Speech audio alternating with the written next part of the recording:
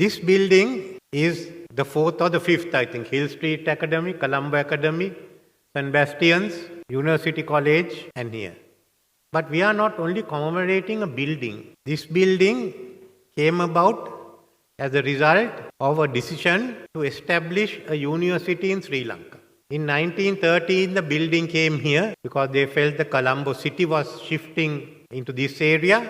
And then there was a committee appointed in the Legislative Council to look at establishing a university.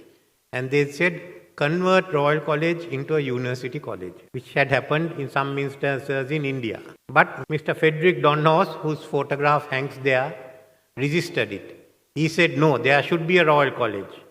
And there were others who were also there. And finally, they decided they'll have a university college and Royal College. This building carries on a history from the earlier buildings.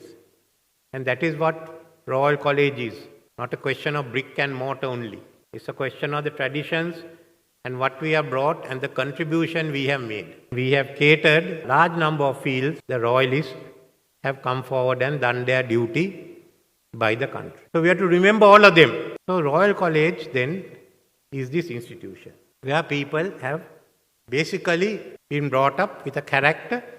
You must have a character if you're in Royal College. You can't be otherwise. I mean, we have here memorials to those who died in the famous wars from World War I, when of the 380 were from Royal and the people who died.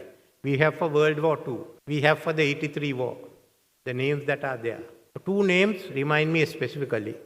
That is Major General Fernando and Brigadier Jayatilaka. They were at Elephant Pass. Elephant Pass was surrounded. They were told to withdraw. They waited for everyone else to go and they brought the rear. They didn't run. They brought the rear. Both were shot and both died. That is the duty. That is what Royalists are. We don't cut and run. That's why the Prime Minister and I are here. What are we going to do? And how will you contribute to the future of Sri Lanka? The world is changing. Education is changing. We are changing. I have had long discussions with Mr. Susil Premajayanta, Minister of Education, where he is drawing plans how education should change and change radically. So we have got to think of a new type of school management, new type of education system, and a new type of school management, which we will be starting, increasing our university education. I won't deal with it here, but certainly the minister will come out with all his plans in time to come. So that's what we are. Then when we started in 1835, we were the only school. We could say for a long time we are the school. But there are other schools today.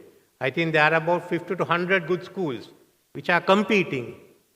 Royal has to compete with them. And that is good. You come up.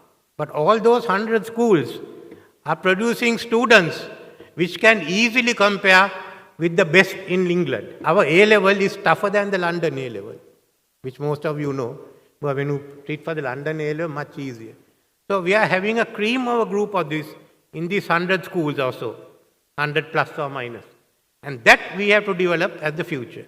Look into the new technologies, look into the new sciences, look into the climate change, how we are functioning. So that is one part. The second part, of course, is the country. We have also come to a turning point. We can no longer go with the old system. It's a crisis of the old order and the old order is collapsed. We can't go back to that, whether it be economics, whether it be education, whether it be politics. We have to build something anew. Look at the future. The country you all want, not the country we had. Look at a new country, a new economy, a new political system, everything. A country meant for you all, not for us. And we royally should be capable of doing it. From C.A. Lawrence, what did we did? Up to all the J.R. Jayawardena and others, we built a new country. So we have come to that point.